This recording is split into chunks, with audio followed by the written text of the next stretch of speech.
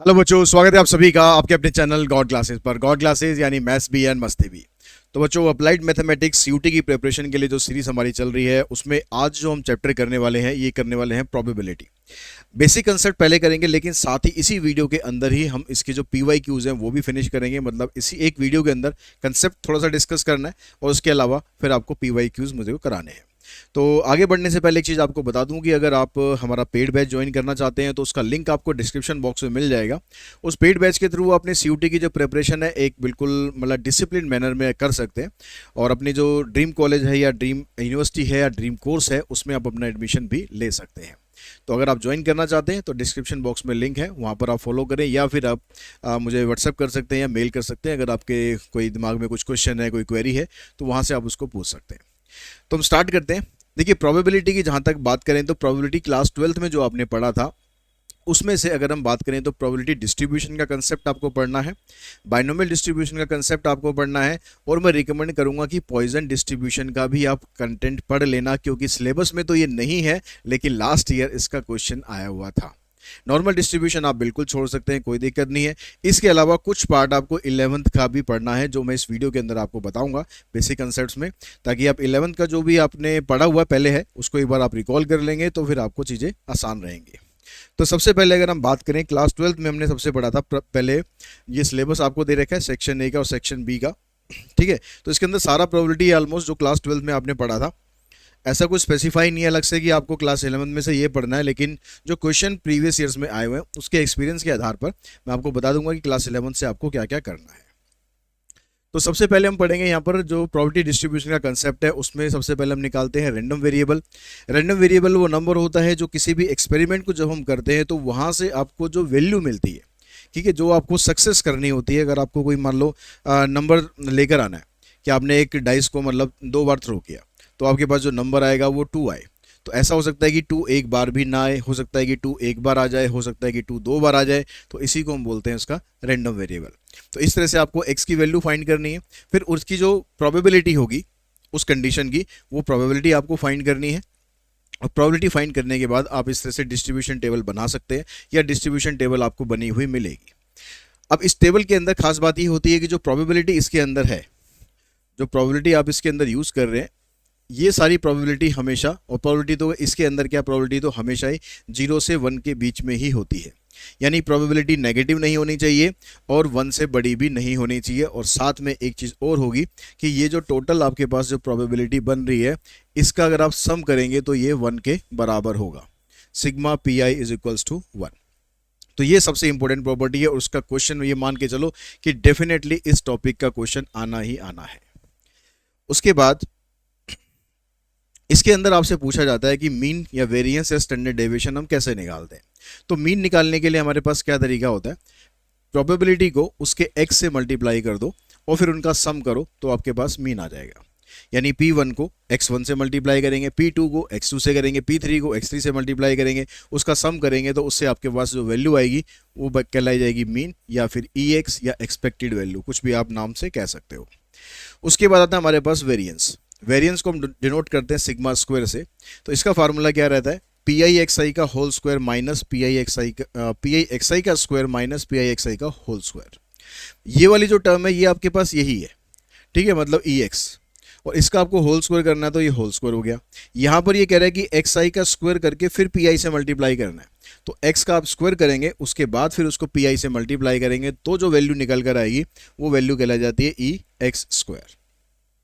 ये दोनों वैल्यूज निकाल लेंगे, इनको माइनस करेंगे तो उससे जो वैल्यू आपको मिलेगी वो होगा वेरिएंस। और इस वेरिएंस का अगर आप स्क्वायर रूट कर देते हो तो वो बन जाता है स्टैंडर्ड डेविएशन। किसी भी कंसेप्ट के अंदर जब भी आप वेरिएंस का स्क्वायर रूट करोगे तो वो बन जाएगा स्टैंडर्ड डेविएशन। नेक्स्ट जो टॉपिक है आपके पास वो है बाइनोमियल डिस्ट्रीब्यूशन का। तो बाइनोमियल डिस्ट्रीब्यूशन की सबसे बड़ी जो पहचान ये होती है कि उसमें जब आप ट्रायल टू ट्रायल चेंज करते हो इवेंट को तो प्रोबेबिलिटी कभी भी चेंज नहीं होती है, ठीक है। यही आपको यहाँ पर 3-4 पॉइंट आपको दे रखे हैं कि इसमें सबसे इंपॉर्टेंट पॉइंट तो यही है, the probability of success P does not change from trial to trial. तो ऐसा नहीं होता कि आपने जब पहला इवेंट परफॉर्म किया तो प्रोबेबिलिटी कुछ और थी, जब दूसरा इवेंट परफॉर्म किया तो प्रोबेबिलिटी कुछ और हो गई। दूसरा मतलब उसी सीक्वेंस में, जैसे आपको कोई बॉल निकालनी है, तो जब हम पहली बार एक रेड बॉल निकाल रहे हैं तो प्रोबेबिलिटी 1/2 है, अगली बार रेड बॉल निकालेंगे तो प्रोबेबिलिटी 1/2 ही रहनी चाहिए। ऐसे क्वेश्चंस में बाइनोमियल डिस्ट्रीब्यूशन कंसेप्ट यूज कर सकते हैं। या आप ये कहोगे कि जहां पर विद रिप्लेसमेंट वर्ड आएगा, विद रिप्लेसमेंट, उसमें आप बाइनोमियल डिस्ट्रीब्यूशन यूज कर सकते हो। ठीक है, जैसे डाइस के क्वेश्चन हो गए, कॉइन के क्वेश्चन हो गए। और ज़्यादा डिटेल में जाना है तो भाई इसके लिए आप, मैं कहूँगा कि वन शॉट आप देख लो प्रोबेबिलिटी का, जो मेन चैनल पर है, वहाँ से आप और डिटेल में इसको बारे में अगर जानना है। अगर आपको ऑलरेडी सब कुछ आता है तो फिर ज़्यादा इसमें ऐसा कुछ करने की ज़रूरत नहीं है। जो इसके अंदर दो प्रोबेबिलिटी आती है, प्रोबेबिलिटी ऑफ सक्सेस और प्रोबेबिलिटी ऑफ फेलियर, इनका टोटल हमेशा 1 के बराबर होता है। और बाइनोमियल डिस्ट्रीब्यूशन को जब आप एक्सप्रेस करते हो तो इस तरह से एक्सप्रेस कर सकते हैं, बी फिर ब्रैकेट के अंदर एन पी। जो पहली वैल्यू होगी वो हमेशा एन होगी, मतलब नंबर ऑफ ट्रायल होंगे। उसके बाद पी मतलब प्रोबेबिलिटी ऑफ सक्सेस होगी।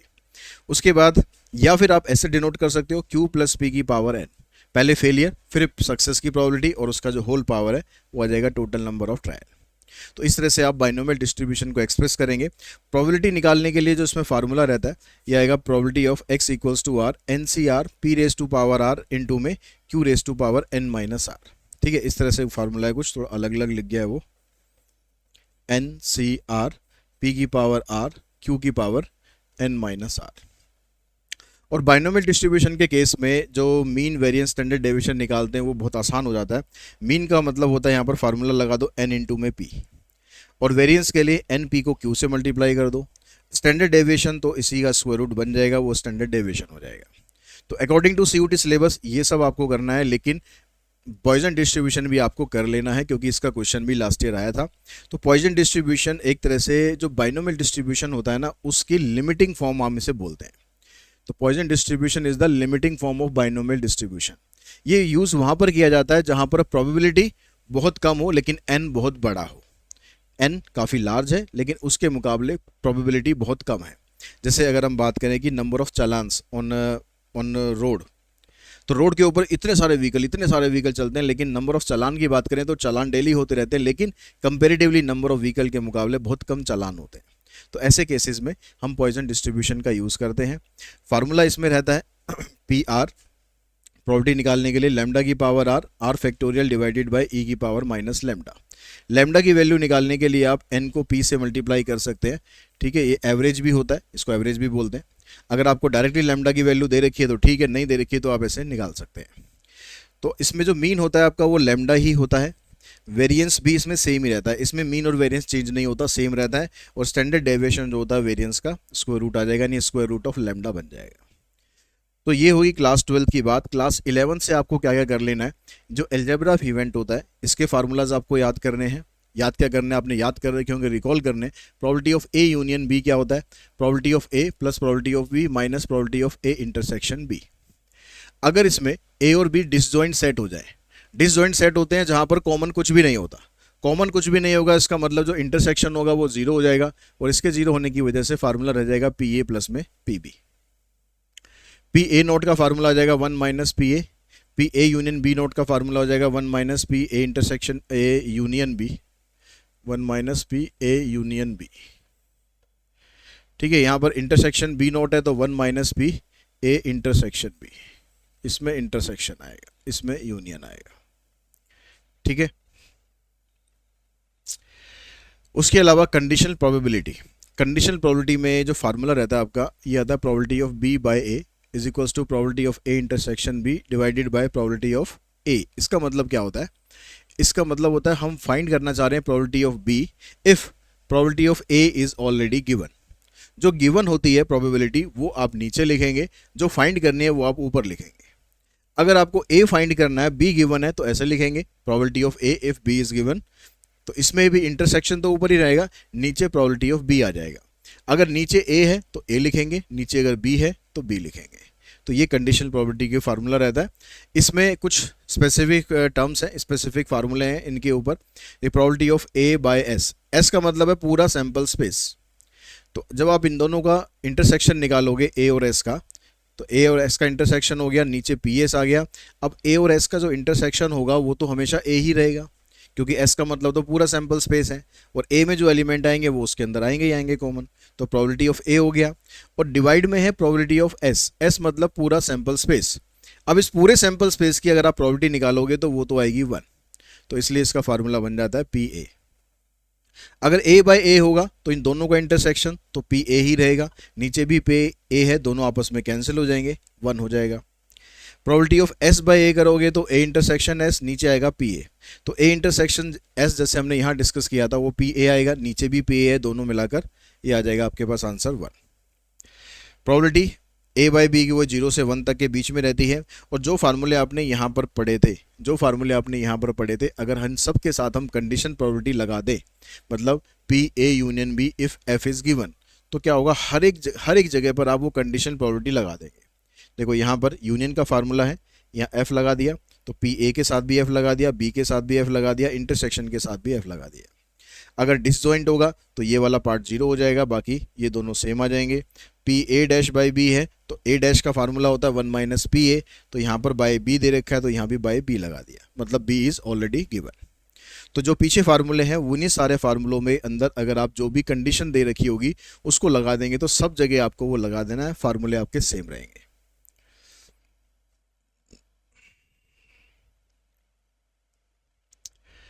उसके बाद आता है हमारे पास इंडिपेंडेंट इवेंट। दो इवेंट को हम इंडिपेंडेंट जब बोलते हैं जब उनका intersection P A into P B के बराबर आता है, ठीक है। तो इस तरह के इवेंट को हम बोलेंगे कि ये इंडिपेंडेंट इवेंट है। बाकी अगर जनरल लैंग्वेज में बात करें तो इंडिपेंडेंट इवेंट होते हैं जिसका ऐसे इवेंट मतलब जिसका फर्क अगले इवेंट की प्रोबेबिलिटी पर ना पड़े, सब इंडिपेंडेंट है, कोई किसी के ऊपर डिपेंड नहीं है, तो ऐसे केसेस को बोलते हैं इंडिपेंडेंट इवेंट। अब इसमें अगर आपने क्वेश्चन में दे दिया कि भाई ए और बी दोनों इंडिपेंडेंट हैं, तो इसका मतलब ये होगा कि ए और बी डैश भी इंडिपेंडेंट होंगे, ए डैश और बी भी इंडिपेंडेंट होंगे, और ए डैश बी डैश भी इंडिपेंडेंट होंगे। मतलब इनके इंडिपेंडेंट होने से क्या फ़र्क पड़ेगा, अगर मैं निकालना चाहूँ probability of A intersection B not, तो मैं इसको ऐसे लिख सकता हूँ प्रोबेबिलिटी ऑफ ए इंटू में प्रोबेबिलिटी ऑफ बी नॉट, ठीक है। वही वाला फार्मूला अप्लाई कर देंगे, बी नोट है तो यहाँ बी नोट कर देंगे, ए नोट है तो यहाँ ए नोट आ जाएगा, यहाँ पर बी आ जाएगा, दोनों में नोट है तो दोनों में नोट लगा देंगे और बीच में इंटू का साइन लगा देंगे। अगर ऐसे 3 इवेंट होंगे, ए इंटरसेक्शन बी इंटरसेक्शन थी, तो इनको भी आप ऐसे ही लिख सकते हैं। तो ये सारा जो कंसेप्ट था ये 11th का कंसेप्ट था, इसके फार्मूलाज आपको अच्छे से याद कर लेने हैं। बहुत ज़्यादा डिटेलिंग की ज़रूरत नहीं है, लेकिन इतना आपको ये फार्मूले याद कर लेने चाहिए ताकि आप क्वेश्चंस को इनको कर सको। तो अब यहाँ पर देखिए सबसे जो पहला क्वेश्चन है, जो बिल्कुल सिमिलर टाइप के क्वेश्चंस है वो हम नहीं करेंगे, ठीक है, लेकिन कुछ क्वेश्चंस हम कर लेंगे ताकि आपको समझने में करने में आसानी रहे। यहाँ पर आपको टेबल दे रखी है, तो इस टेबल के अंदर कहता है कि वैल्यू ऑफ ई एक्स, यानी इसका मीन क्या होगा। तो मीन निकालने के लिए पहले आपको के की वैल्यू निकालनी पड़ेगी। तो यहाँ पर देखो 2k 4k 6 हो गया, 6 और 3 9, 9 + 1 10, तो 10k की वैल्यू किसके बराबर होगी 1k, तो k की वैल्यू आ जाएगी 1/10। अब आपसे मीन पूछा इसने, तो मीन के लिए हम x को इससे मल्टीप्लाई करेंगे, 1 को 2k से मल्टीप्लाई करेंगे 2k हो जाएगा, 2 को 4k से करेंगे 8k हो गया, 3 को 3k से करेंगे 9k हो जाएगा, और 4 को k से करेंगे 4k हो गया।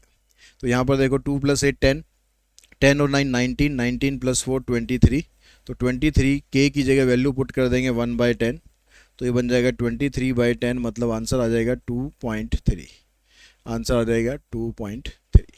तो फर्स्ट का जो आंसर है ये आ गया आपके पास डी।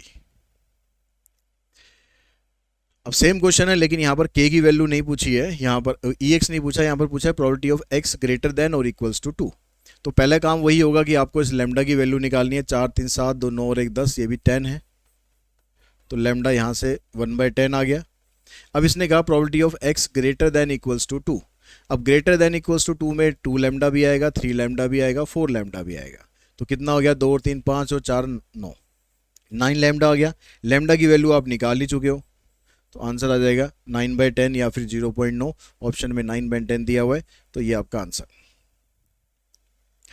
यहाँ से आपको k की वैल्यू निकालनी है, ठीक है। तो इसमें ये 7k स्क्वायर 2k स्क्वायर और k स्क्वायर, तो ये आ गया आपके पास 10k स्क्वायर प्लस 3 3 और 2 5 5 और 3 8 8 + 1 9 9 के इक्वल्स टू में 1, ये बन गया। इस 1 को आप इधर लेकर आएंगे,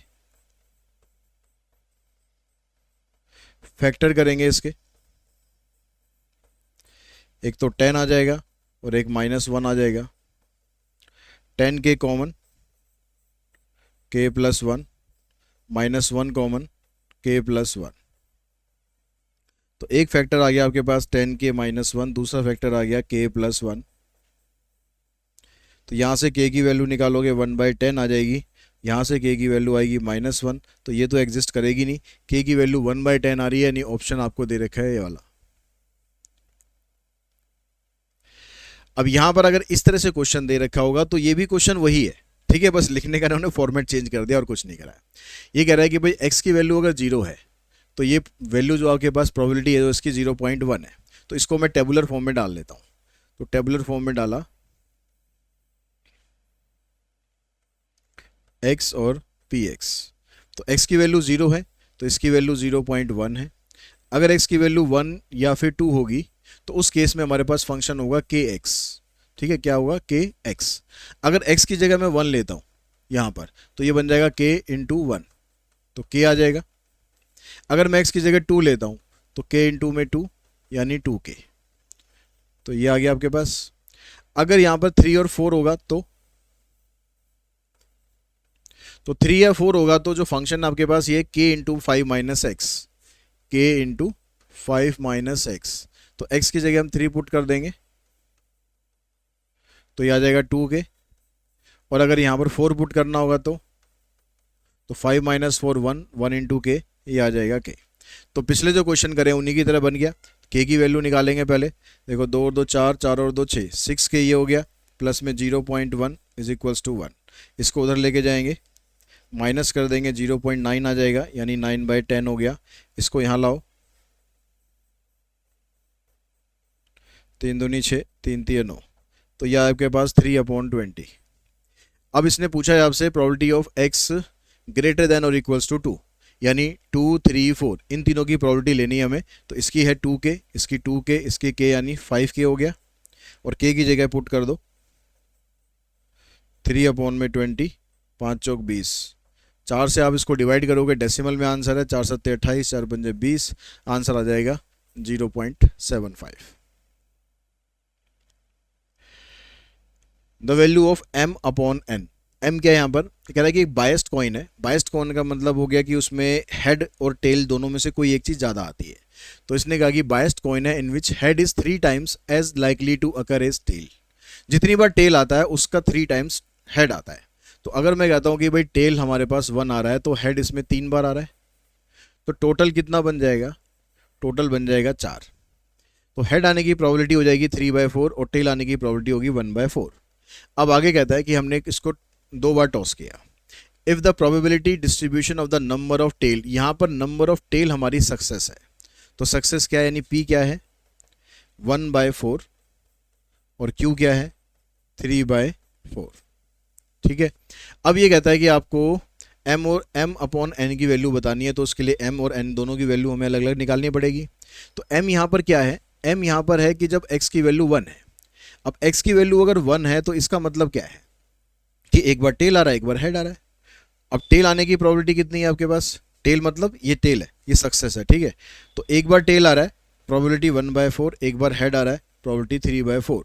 लेकिन ये इवेंट उल्टा भी तो हो सकता है कि पहले हेड आ जाए बाद में टेल आ जाए, मतलब ये 2 बार हो सकता है। तो इसको इन 2 में सीधा 2 कर दो, तो ये बन जाएगा आपके पास 3/8।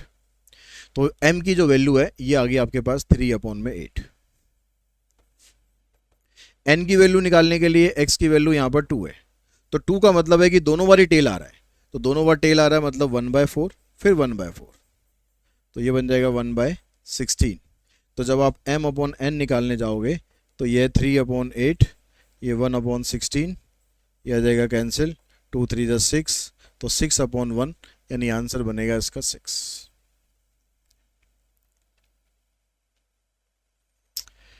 अब यहाँ पर निकालना है आपको वेरिएंस, ठीक है। तो वेरिएंस निकालने के लिए पहले आपको EX तो निकालना पड़ेगा। तो EX के लिए 0 को इससे मल्टीप्लाई करेंगे 0 रहेगा, 1 को इससे करेंगे 3/8, 2 से इसको करेंगे 6/8 और 3 से इसको करेंगे तो 3/8। तो 6 और 3 9 और 3 12, 12/8 यानी 4 दूनी 8, 4 3 12। तो ये आ गया आपके पास 3/2। अब वेरिएंस निकालने के लिए हमें ई एक्स स्क्वायर भी निकालना है। तो x का स्क्वायर करेंगे, इससे मल्टीप्लाई करेंगे, 0 रहेगा। 1 का स्क्वायर 1 मल्टीप्लाई 3/8 यानी 3/8 रहेगा। यहाँ पर 2 का स्क्वायर करोगे आएगा 4, 4 को इससे मल्टीप्लाई कर देंगे, यहाँ आएगा 9, 9 को इससे मल्टीप्लाई कर देंगे। तो 12 9 21 और 3 24 अपॉन में 8 यानी ये आ गया 3। अब वेरिएंस का जो फार्मूला रहता है ये रहेगा ई एक्स स्क्वायर माइनस ई एक्स का होल स्क्वायर। तो ई एक्स स्क्वायर की वैल्यू 3 आ गई है, इसकी वैल्यू 3/2 है। तो 3 माइनस 9/4। तो 4 3 12, 12 माइनस 9, 3/4 आपका आंसर आ गया, यानी आंसर बना इसका ए। तो 6 का आंसर है ए। इसमें से बताना है आपको कि कौन सा प्रोबेबिलिटी डिस्ट्रीब्यूशन ठीक है, विच ऑफ द फॉलोइंग नहीं, ये बताना है कि जो ठीक नहीं है, can not be the probability distribution. तो एक तो प्रोबेबिलिटी देखो कि ये सारी की सारी प्लस में होनी चाहिए और 0 से 1 के बीच में ही होनी चाहिए। तो यहाँ पर सारी 0 से 1 के बीच में है। अब ये देखो इसका सम कितना है, तो 0.4 0.4 0.2 को ऐड करोगे तो आंसर आ जाएगा 1। तो ये मतलब डिस्ट्रीब्यूशन हो सकता है। ये डिस्ट्रीब्यूशन हो सकता है मतलब ये हमारा आंसर नहीं है, क्योंकि डिस्ट्रीब्यूशन है। ठीक है, हमें वो चाहिए जो नहीं है। तो यहाँ पर देखो ये यहाँ पर ये नेगेटिव आ रहा है, तो ये डिस्ट्रीब्यूशन नहीं है, मतलब ये हमारे आंसर का पार्ट होगा, बी हमारे आंसर का पार्ट होगा। यहाँ पर देखो 1/5 2/5 1/5 1/5, ये सारी वैल्यू 0 से 0 पॉइंट समथिंग आएगी। अब कितना हो जाएगा यहाँ पर 1 और 2 3, 3 और 2 5, 5/5 आएगा, मतलब ये भी 1 होगा। तो ये डिस्ट्रीब्यूशन ठीक है। यहाँ पर देखो सारी प्लस में तो हैं, लेकिन इनका सम करोगे 2 और 3 5, 5 और 4 9, 0.9 आ रहा है, मतलब ये डिस्ट्रीब्यूशन गलत है। तो ये हमारा आंसर में आएगा। यहाँ पर 1/3 2/3, तो ये 3/3 हो गया और ये 1 ही हो गया, 4/3 हो गया। 4/3 का मतलब ये तो 1 से ज़्यादा हो गया, तो इसका मतलब ये डिस्ट्रीब्यूशन भी गलत है, लेकिन ये हमारा आंसर है। तो हमारे आंसर में बी आएगा, डी आएगा और ई आएगा। बी डी और ई यानी ऑप्शन बनेगा A. The expected value of the number obtained on throwing a die having written 1 on 3 faces, 2 on 2 faces and 5 on 1 face. Expected value मतलब आपको मीन निकालना है। तो ये कह रहा है कि जब डाइस पर लिखा हुआ है आपको 1 ऑन 3 फेसेस, तो डाई पर जब आपने 1 लिखा, कितनी बार लिखा है हमने, 3 बार लिखा है। तो 3 बार का मतलब है प्रोबेबिलिटी बनेगी इसकी 3/6। डाई पर हमने 2 लिखा, कितने फेस पर है, 2 ऑन 2 फेसेस, मतलब प्रोबेबिलिटी इसकी बनेगी 2/6। एंड 5 ऑन 1 फेस यानी 1/6। तो ये x आ गया, ये px आ गया, इसको मल्टीप्लाई करो, 3/6, 2 2 4/6, 5 1 5/6, 5 9 और 3 12, 12/6 यानी आंसर आ गया 2। तो 8 का जो ऑप्शन है ये हुआ सी। 9th में कहता है कि in a meeting 75% of the member favour a certain proposal. एक मीटिंग के अंदर 75% लोग ऐसे हैं जो उस प्रपोजल के फेवर में हैं, 25% लोग कह रहे हैं कि नहीं बेकार है। A member is selected at random and define random variable x with value x equals to 0 if he oppose। अगर वो अपोज करता है तो उसको हमने नंबर दिया 0। ठीक है, अपोज करता है। अपोज कितने कर रहे हैं, 25% अपोज कर रहे हैं, मतलब 25/100। ठीक है, या आप सीधा 1/4 भी लिख सकते हो। और 1 हमने नंबर दिया जो उसके फेवर में है, तो फेवर में कितने, 75%, यानी 75/100 यानी 3/4। अब आपसे पूछ रहा है कि इसका स्टैंडर्ड डेविएशन क्या होगा। तो आपके पास ये x है, ठीक है, ये आपके पास इसकी प्रोबेबिलिटी है। तो पहले निकालो ई एक्स, तो 0। अच्छा, दूसरा यहाँ पर हम ये भी कर सकते हैं, क्योंकि ये एक तरह से विद रिप्लेसमेंट का केस बन गया। ठीक है, ये एक तरह से विद रिप्लेसमेंट का केस बन गया, क्योंकि यहाँ पर 2 ही लोग हैं जो फेवर में है या फिर अगेंस्ट में है। तो बाइनोमियल डिस्ट्रीब्यूशन में भी ऐसे होता है, या तो प्रोबेबिलिटी फेलियर होता है या सक्सेस होता है। तो यहाँ पर आप स्टैंडर्ड डेविएशन निकालने के लिए आप इसमें सीधा फार्मूला NP-Q वाला भी निकाल सकते हो, उससे आप वेरिएंस निकालेंगे, फिर स्टैंडर्ड डेविएशन निकालेंगे, बजाय आप ये टेबल वगैरह बनाने के। तो अब इसमें हम क्या करेंगे, हमें किसकी निकालनी है standard deviation, A member is selected eight define random variable x with value. अब ऐसा ही कुछ नहीं बोला कि उसने फेवर वालों की निकालनी है या फिर किसी को भी आप पी ले लो, किसी को भी क्यू ले लो। तो पी आपने लिया, पी आपने लिया 1/4, तो क्यू हो गया हमारे पास 3/4। अब स्टैंडर्ड डेविएशन का जो फार्मूला होता है ये होता है एन पी क्यू। एन कितना होगा, एन इसमें रहेगा 1, क्योंकि एक्स की वैल्यू 0 है और 1 है, 1 से बड़ी वैल्यू तो है ही नहीं, तो इसका मतलब एक ही बार हो सकता है एन। तो एन की जगह 1 रखो, पी की जगह 1/4 रखो, क्यू की जगह 3/4 रखो, आंसर आ गया 3/16। तो ये आपका आंसर आ गया। बजाय टेबल वगैरह बनाने के, टेबल से आप ई एक्स निकालते, फिर ई एक्स स्क्वायर निकालते, फिर वेरिएंस निकालते। अच्छा यहाँ पर सॉरी ये स्टैंडर्ड डेविएशन है ना, तो इसमें स्क्वायर रूट और लगाना पड़ेगा। तो ये तो √3 आ गया और इसका आ जाएगा 4, तो √3/4 √3/4 ये आंसर नहीं होगा, ये हमारा आंसर होगा। अगर वेरिएंस होता तो 3/16 होता। The value of 9 mu plus 4, इसकी वैल्यू निकालनी है। 9 म्यू प्लस 4, म्यू क्या है यहाँ पर, म्यू है यहाँ पर मीन। तो पहले आप मीन निकाल दो।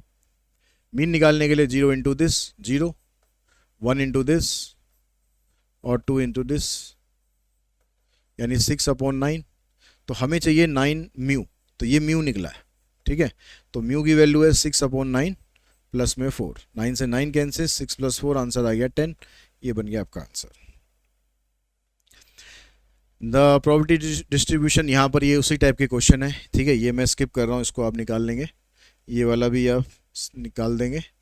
यहाँ पर आता है क्वेश्चन में, कह रहा है कि प्रोबेबिलिटी डिस्ट्रीब्यूशन आपको दिया है, कह रहा है वेरिएंस ऑफ x/2 पूछा है। वेरिएंस ऑफ x नहीं पूछा है, वेरिएंस ऑफ x/2 पूछा है।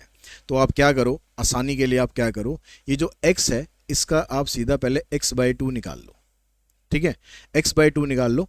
0, 1 का हाफ करेंगे, हाफ आ जाएगा। 2 का हाफ करेंगे, 1 आ जाएगा। इसका हाफ करेंगे, 3/2 आ जाएगा। इसका हाफ करेंगे तो 2 आ गया। और ये प्रोबेबिलिटी आप जैसी है वैसे के वैसे ही रखो, प्रोबेबिलिटी में आपको कुछ नहीं करना है। ये प्रोबेबिलिटी ऑफ x/2 ही बन जाएगी आपके पास। प्रोबेबिलिटी ऑफ x ही रखो ऐसे, तो 0।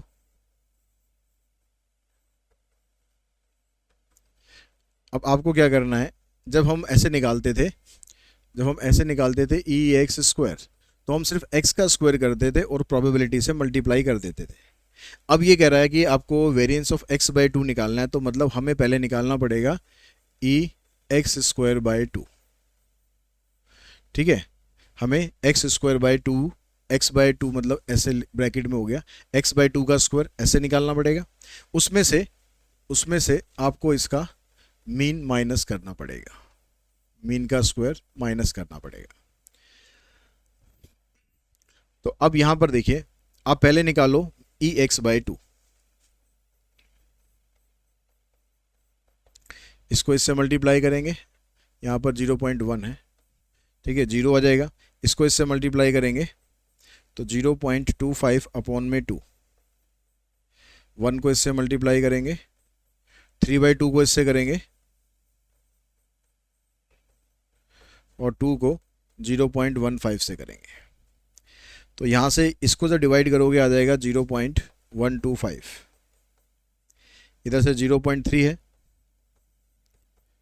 इधर से ये कैंसिल हो जाएगा, तो ये भी 0.3 हो जाएगा, और 15 दूनी 30, तो ये भी 0.3 ही हो जाएगा। इन सब का टोटल करोगे आप तो 5, 2 और 3, 3, 9 और 1, 10, यानी 1.025 ये आ गया। अब आप निकालो e(x/2) का स्क्वायर, ये निकालो। तो उसके लिए क्या करना है, इसका स्क्वायर करना है और स्क्वायर करने के बाद इससे मल्टीप्लाई करना है। तो 0 का स्क्वायर तो 0 ही रहना है, तो यहाँ पर 0 ही आएगा। 1/2 का स्क्वायर करेंगे तो 1/4 हो जाएगा इंटू 0.25, 1 का स्क्वायर 1 इंटू में 0.3 यही रहेगा। 3/2 का स्क्वायर करेंगे तो 9/4 इंटू 0.2, इसका स्क्वायर करेंगे 4 इंटू में 0.15। इसको सिंप्लीफाई करो, ये तो 0 हो जाएगा। 4 से इसको डिवाइड करेंगे तो 4 6 24, 0.06, 24 1 बचेगा, 4 दूनी 8, 4 पंजे 20, प्लस ये 0.3 रहेगा। यहाँ से आप इसको 2/10 कर लो, 2 से इसको डिवाइड कर देंगे तो ये 4.5 आएगा। 4.5 को 10 से करोगे डिवाइड तो 0.45 हो जाएगा। ठीक है, यहाँ से 15 चौक 60 यानी 0.6 ऐड करो अब इन्हें। तो 5 आपके पास यहाँ रहेगा, 2 भी ऐसे रहेगा, ये 6 और 5 11, बचा 1, एक इधर हो गया, 1 और 3 4 4 8, 8 और 6 14, ये आ गया। अब वेरिएंस के लिए क्या होगा आपके पास, इसके स्क्वायर में से मतलब 1.4125 में से जो EX/2 का वैल्यू आई थी उसका होल स्क्वायर आप माइनस कर देंगे। तो यहाँ से जो वैल्यू बनेगी वो आपका बनेगा वेरिएंस। अब 1.025 का अगर आप स्क्वायर निकालते हैं तो आप एक काम कर सकते हो, थोड़ा सा इसका शॉर्टकट ये हो सकता है कि 102 को इससे अगले नंबर से मल्टीप्लाई कर दो, यानी 103 से। तो 102 को 103 से मल्टीप्लाई करेंगे, 3 दूनी 6, 2 प्लेस छोड़ दो, तो ये आया आपके पास 1.4125 में से माइनस करेंगे 10506, और जो 5 है ना, 5 का 25 करके लगा देंगे, ये इसकी शॉर्ट ट्रिक रहती है जिसके पीछे 5 आता है। तो यहाँ डेसिमल 3 प्लेस के बाद है, स्क्वायर करने के बाद 6 प्लेस के बाद हो जाएगा 1 2 3 4 5 6, यानी 1 पॉइंट। अब इसमें से आप इसको माइनस करोगे तो आगे यहाँ पर 2 जीरो बना लो, तो 10 - 5 5, 9 - 2 7, इधर बचेगा 4, 14 - 6 8 हो गया, इधर बचेगा 1, 1 - 0, फिर इधर आ जाएगा आपके पास 11 - 5 6, इधर से आ जाएगा 3 - 0, तो 0.361875, देखो 0.361875, ये हमारा आंसर आएगा। तो ये क्वेश्चन थोड़ा सा लेंदी है बाकी क्वेश्चंस के मुकाबले। अब यहाँ पर कहता है कि 2 times of PA equals to PB equals to this and PA/B equals to this, then the value of PA union B। तो यूनियन की वैल्यू निकालने के लिए आपको इंटरसेक्शन की वैल्यू चाहिए। PA की वैल्यू आपको ये दे रखी है, कह रहा है कि 2 टाइम्स ऑफ PA, इसकी वैल्यू है 2/13, तो 2 से 2 कैंसिल करोगे, यानी PA की वैल्यू आ जाएगी 1/13। PB की वैल्यू यही रहेगी 2/13। अब यहां पर कहता है कि PA/B आपको दिया हुआ है 2/5, तो ये कंडीशन प्रॉपर्टी का फार्मूला आ गया। तो इसमें आएगा ऊपर A इंटरसेक्शन B, नीचे आ जाएगा PB। तो इंटरसेक्शन तो आपको निकालना है, इस PB को यहाँ शिफ्ट कर दो, तो property of A intersection B की वैल्यू आ जाएगी 2/5 इंटू प्रॉबिलिटी ऑफ B। तो B की प्रॉपर्टी कितनी है, 2/13, तो ये बन जाएगा 4/65। अब निकालो आप इसका यूनियन। तो यूनियन का फार्मूला रहता है PA plus PB minus PA intersection B। तो PA की वैल्यू आपके पास है 1/13, PB की है 2/13, इंटरसेक्शन की अभी हमने निकाली है 4/65। इसको भी 65 बना लो 5 से मल्टीप्लाई करके, इसको भी बना लो, इसको भी बना लो और इसको भी बना लो। तो ऊपर आपके पास 5 आ गया, यहाँ से 5 2 10 आ गया, -4/65, तो 10 में से 4 6, 6 और 5 11, 11/65 आंसर आ जाएगा इसका D। तो 14 का आंसर रहेगा D। अब इसके बाद नेक्स्ट जो क्वेश्चन हमारे पास है, इसमें कहता है for 2 event A and B, PA union B is this, PA is this, PB is this, then PA intersection B।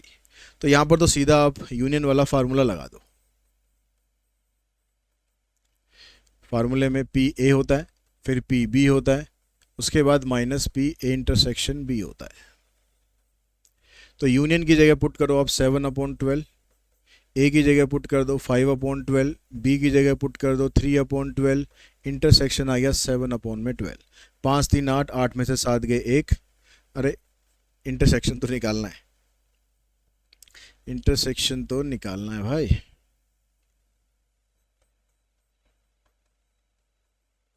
तो इसको इधर ले जाओ, इनको इधर ले आओ, तो PA इंटरसेक्शन B की वैल्यू आ जाएगी 5 3 8,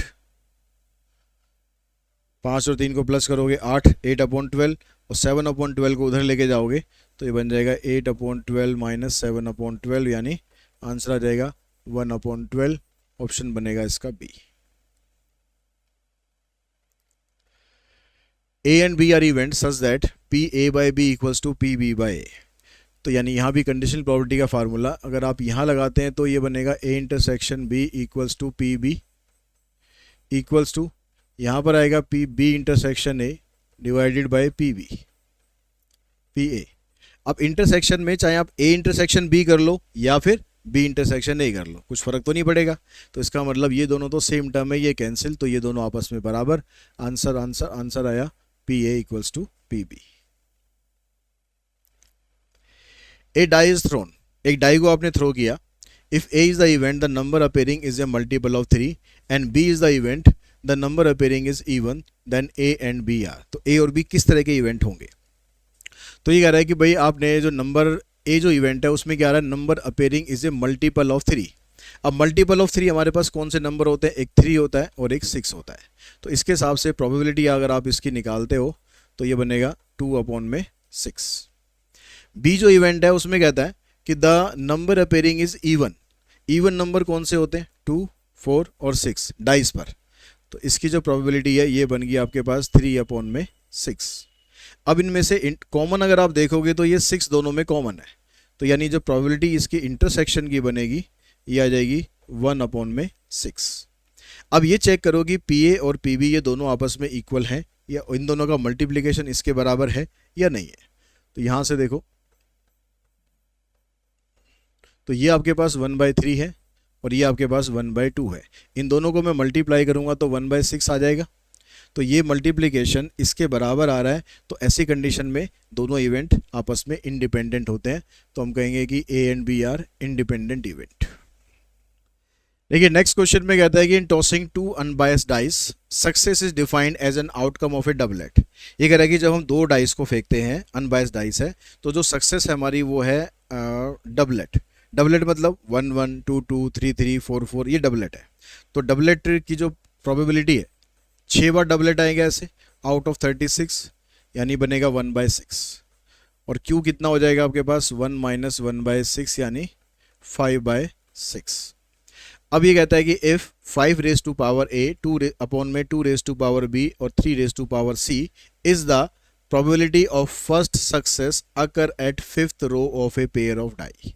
मतलब क्या कह रहा है कि जब आपने डाइस को 5वीं बार थ्रो किया तो आपको पहली सक्सेस मिली।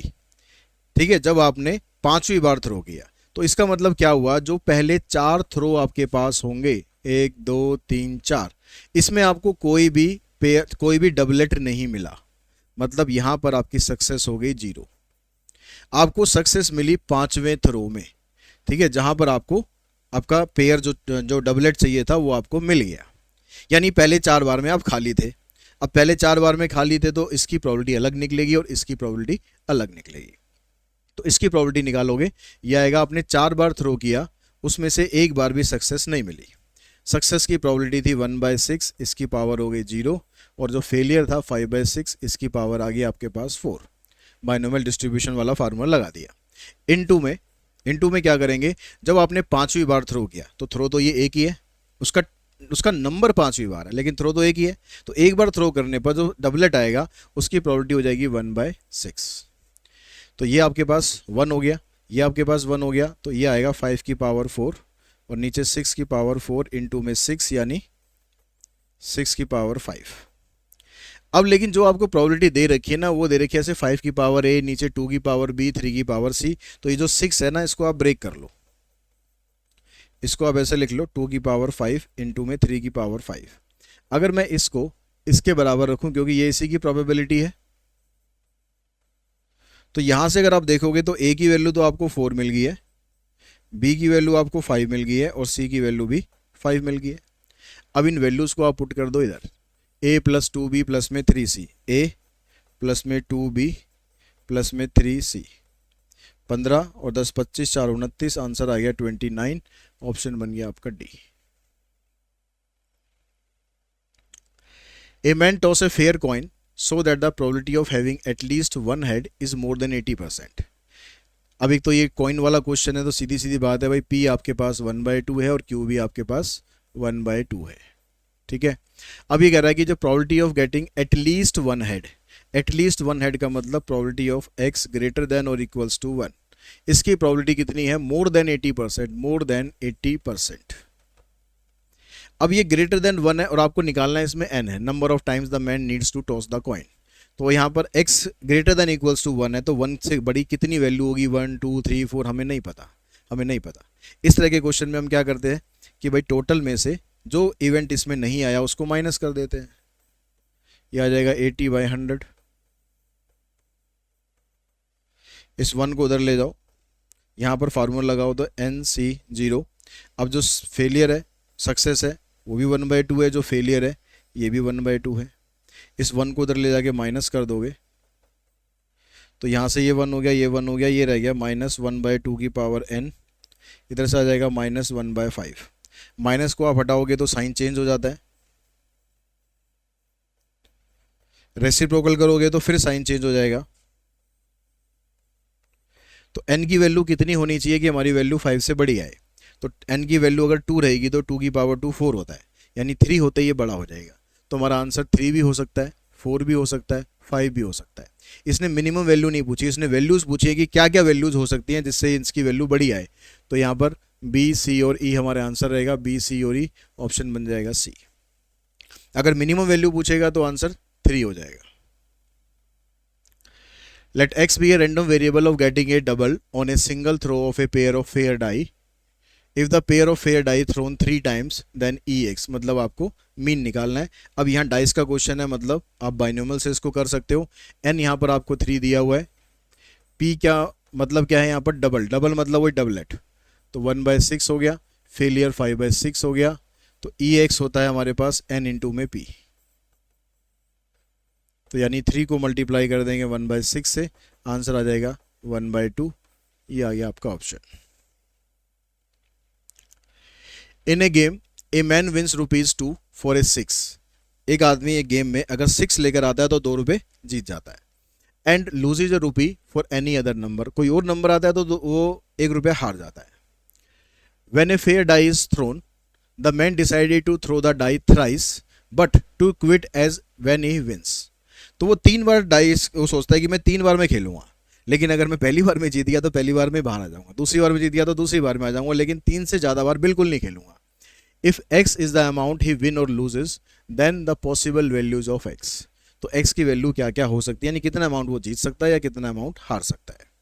तो अब हमारे पास केस आया कि हमने टॉस किया, टॉस आने पर वो कितनी बार टॉस कर रहा है, 3 बार, ठीक है।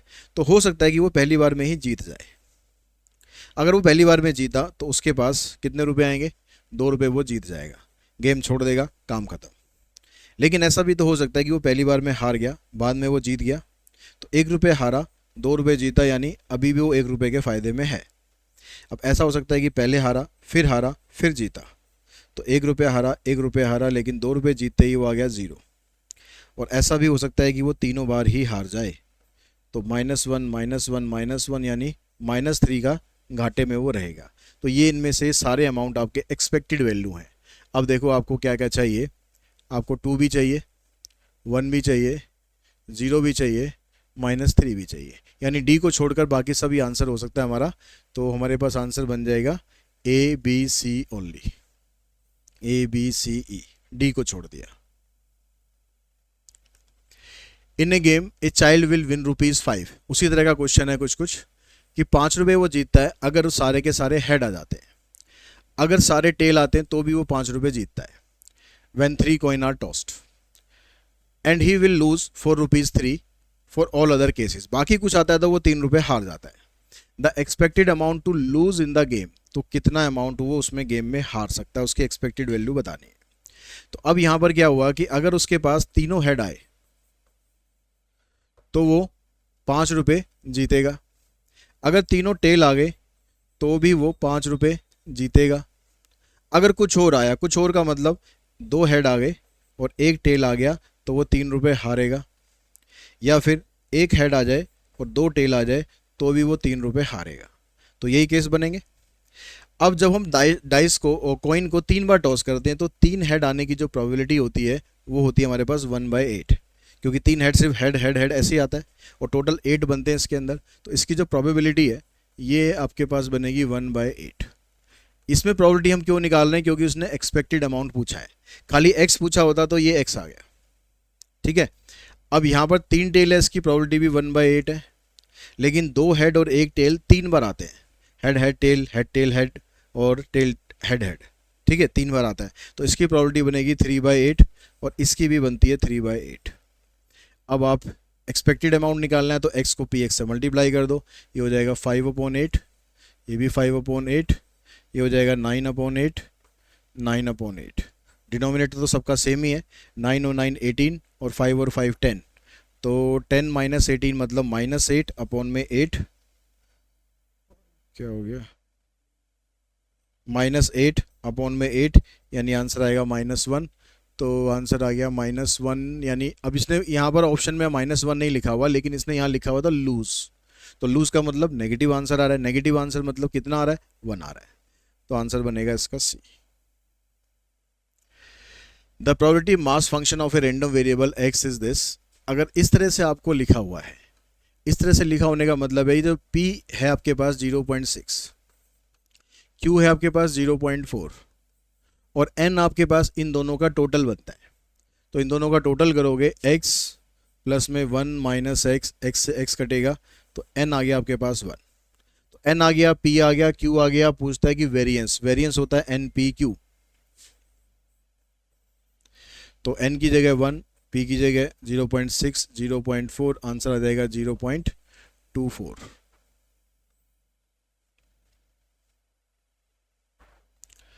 अमित, सुमित, पुनित वर डूइंग शूटिंग।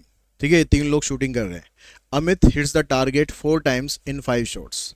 अमित की जो प्रोबेबिलिटी है टारगेट हिट करने की 5 में से 4 बार हिट करता है। Sumit hits the 3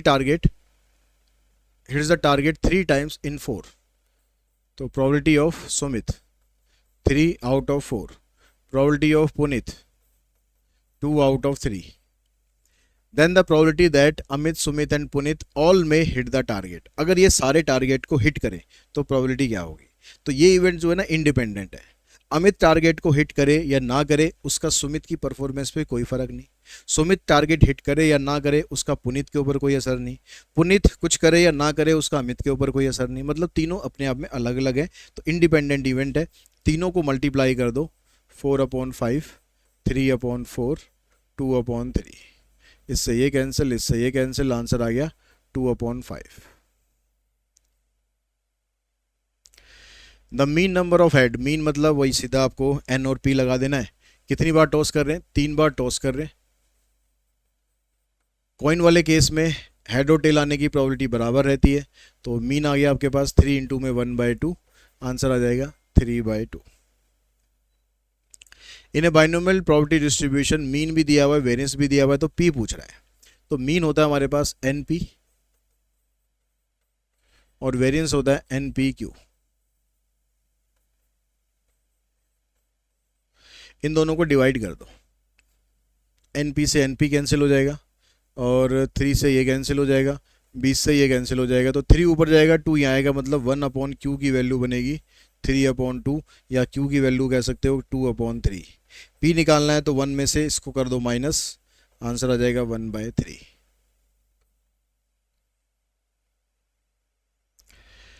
the difference between mean and variance of a binomial distribution is 4।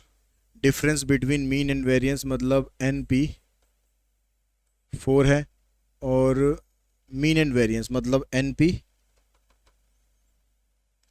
NP minus NPQ, ये आपके पास दे रखा है 4।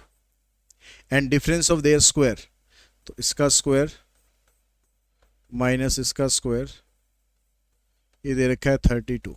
अब इसको सॉल्व करके आपको NPQ निकालना है, तो इसकी बजाय आप क्या करो, ऑप्शन का यूज़ करो तो आपको आसान पड़ेगा। जब ऐसे लिखा होता है तो ये Q होता है, ये P होता है, ठीक है, तो इसका अगर आप मीन निकालोगे, मैं ऑप्शन A को चेक कर रहा हूँ, इसका मीन निकालेंगे तो आएगा आपके पास n कितना है 36, n इंटू में P कितना है 2/3, ठीक है, ये Q होता है, ये P होता है। 24 हुआ। वेरिएंस निकालेंगे तो तीनों मल्टीप्लाई हो जाएंगे।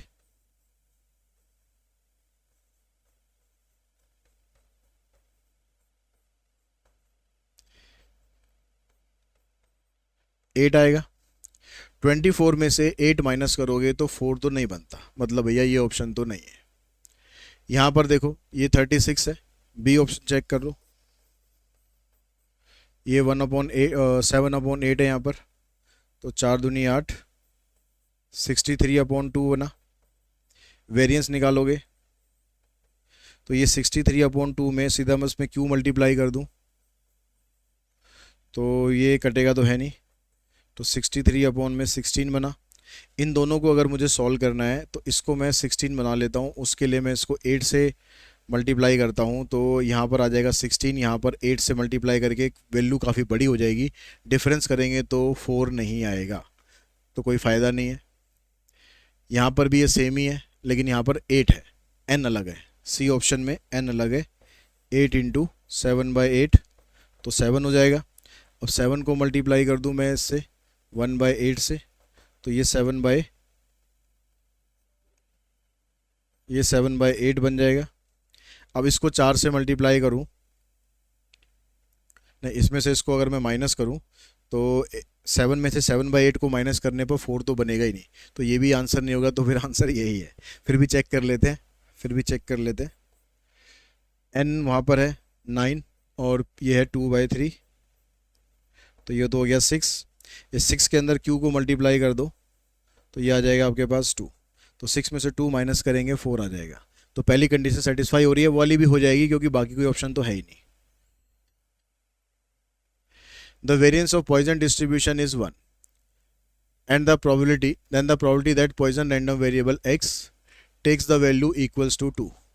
वेरिएंस आपको दे रखा है, वेरिएंस मतलब लेमडा की वैल्यू 1 हो गई।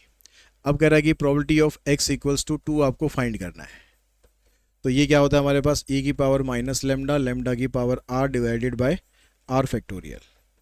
लेमडा की वैल्यू आपके पास 1 है, 1 की पावर 2, नीचे 2 फैक्टोरियल, तो ऊपर e की पावर -1, नीचे आ जाएगा आपके पास 2। ऑप्शन देखो e की पावर सारी प्लस कर रखी है तो इसको नीचे ले आओ, तो ये बन जाएगा 1/2e। आंसर बनेगा इसका डी। नेक्स्ट क्वेश्चन है, इसमें कहता है कि discrete probability distribution that express the probability of A given number of event occurring over a fixed period of time or space is called a Poisson distribution if the event occurred with a non-constant mean rate। तो जब आप Poisson distribution निकालते हो तो उसमें हमें उसका mean चाहिए होता है, लेमडा की वैल्यू चाहिए होती है, तो 29 का जो आंसर है ये बनेगा ए। In a binomial distribution with n is this, p and this, the probability of event that unequal number of failure and success occurred is। ये कह रहा है कि unequal number of failure and success, अगर n हमारे पास 10 है तो ऐसा हो सकता है कि 0 बार सक्सेस 10 बार फेलियर, या 1 बार सक्सेस 9 बार फेलियर, 2 बार सक्सेस 8 बार फेलियर, 3 बार सक्सेस 7 बार फेलियर, ऐसा हो सकता है। तो ये सारा निकालना बड़ा मुश्किल काम हो जाएगा, तो हम ऐसा करते हैं, हम ये निकाल लेते हैं कि इक्वल ये कब रहेगा। इक्वल रहेगा जब 5 बार फेलियर 5 बार सक्सेस, और टोटल में से हम उसको माइनस कर देते हैं, तो टोटल में से हम माइनस कर देंगे x इक्वल्स टू 5 को, क्योंकि 5 बार सक्सेस होगी तो 5 बार फेलियर होगी, तो ये आप हटा देना, तो इसका मतलब जो बाकी बचेगा वो equal number of unequal number of success आ जाएगी। 10c5, p कितना है 1/3 की पावर 5 रहेगी, और q आ जाएगा 2/3, इसकी पावर भी 5 रहेगी। 10c5 को सॉल्व करेंगे तो ये बनेगा, क्योंकि इसमें सॉल्व आपको पूरा देखो करना पड़ेगा, 10 9 8 7 6, नीचे 5 लिखा है तो 5 नंबर लिखो और नीचे 5 फैक्टोरियल से इसको सॉल्व कर दो। 5 फैक्टोरियल का मतलब हो जाएगा 5 × 4 × 3 × 2 × 1, ये आ जाएगा 1/3 की पावर 5, ये 2 की पावर 5/3 की पावर 5। अब देखो यहाँ पर 5 दूनी 10, ये कैंसिल, 3 3 9, ये कैंसिल, 4 दूनी 8, ये कैंसिल, तो आपके पास यहाँ पर ये 3 है और यहाँ पर ये 6 है, तो इसको मैं ऐसे लिख दूँ, अगर ये 3 ये 3 से एक पावर आपकी ये कैंसिल हो गई, ठीक है। यहाँ से मैं 3 से इसको भी काटता हूँ, 3 टू द 6, एक पावर और कैंसिल हो गई। तो यहाँ पर 3 की पावर 3 रह गई, ऊपर रह गया 2 टू द 4, 7 जा 28 इंटू 2 की पावर 5 होता है 32, नीचे बनेगा 3 की पावर 3 ये और 5 ये, 3 की पावर 8। तो अब इसको सॉल्व करना पड़ेगा आपको। तो 1 माइनस 28 को 32 से अगर हम मल्टीप्लाई करते हैं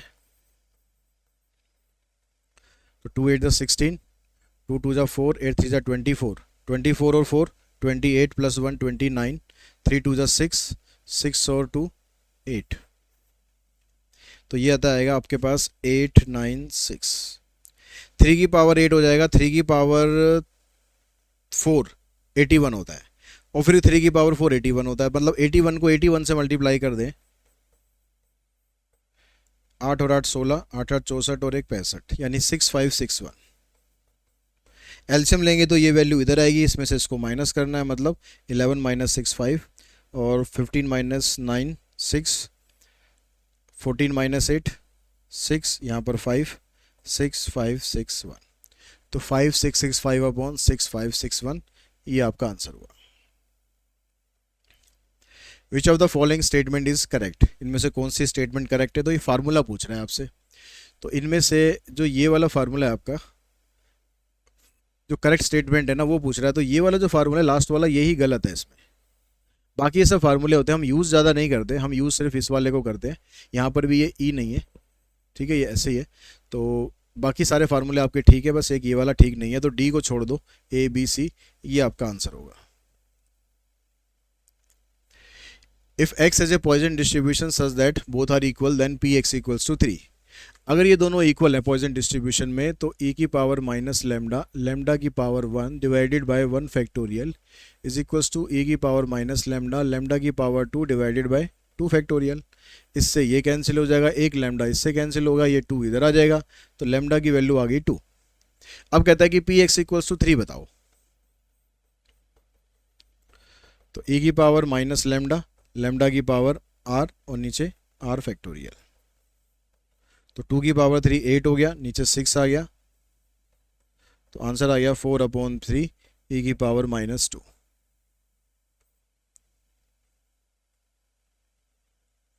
इसमें मैच करना है आपको column. The probability distribution is applied for the discrete random variable. Discrete के लिए हम इसमें से पॉइजन डिस्ट्रीब्यूशन को यूज़ करते हैं, तो 1 का आंसर होगा 4। अब 1 का आंसर 4 सिर्फ इसमें है, तो यही आपका आंसर है। इसमें भी मैच करना है। कह रहा है कि 4 defective pen are mix with 10 normal pen. तो 4 डिफेक्टिव है, 10 नॉर्मल है, टोटल 14 पेन हो गए। 3 पेन हमें निकालने हैं 1 बाय 1 विद रिप्लेसमेंट, और विद रिप्लेसमेंट निकालने हैं। तो इसमें आप सीधा बाइनोमियल डिस्ट्रीब्यूशन आप लगा सकते हो। तो अब ये डिस्ट्रीब्यूशन किसका है, डिफेक्टिव पेन का। डिफेक्टिव पेन कितने हैं आपके पास, डिफेक्टिव पेन है 4 आउट ऑफ 14, तो 2 बाय 7 हो गया। क्यू निकालेंगे तो 5 बाय 7 हो जाएगा। एन कितना है, 3 पेन आप निकाल रहे हो। तो जब आप निकालते हो कि x इक्वल्स टू 0, इसमें से सबसे अलग कौन है देख लो एक बार। ये 3 यहाँ पर है, ए 3 यहाँ पर है, बी सेकंड थर्ड यहाँ भी रिपीट हो रहा है, सी रिपीट हो रहा है, और डी में भी, सभी में रिपीट हो रहा है। मतलब 2 तो आपको निकालने पड़ेंगे। तो चलो फिर पहले ए निकालते हैं। ए में क्या है आपके पास, पी एक्स इक्वल्स टू 0, यानी 3 सी 0, और जो p आएगा उसकी पावर तो 0 हो जाएगी, q की पावर हो जाएगी 3। तो ये 1 हो गया, ये 1 हो गया, 5 की पावर 3 125, और ये आ जाएगा 343। तो इसका मतलब है कि जो a है उसका ऑप्शन आपके पास है ये वाला थर्ड। a का थर्ड इसमें है, a का थर्ड इसमें है, तो ये दोनों तो ख़त्म। अब सीधा लास्ट वाला निकालो आप, वो आसान पड़ेगा क्योंकि उसमें पी एक्स इक्वल्स टू 3 है।